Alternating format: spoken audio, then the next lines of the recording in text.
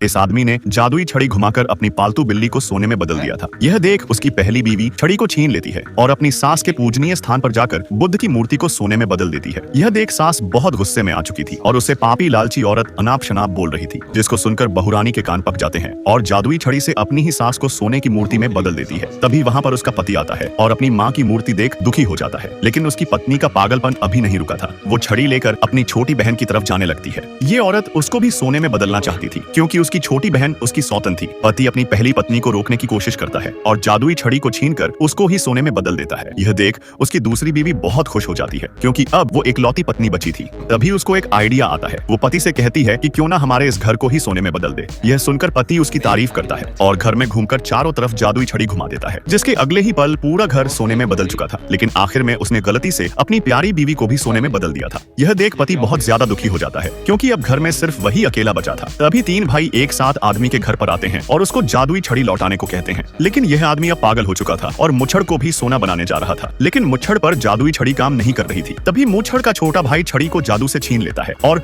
उस आदमी को छड़ी से कंकाल बना देता है। लालच के कारण पल भर में ही इस आदमी का पूरा परिवार खत्म हो चुका था।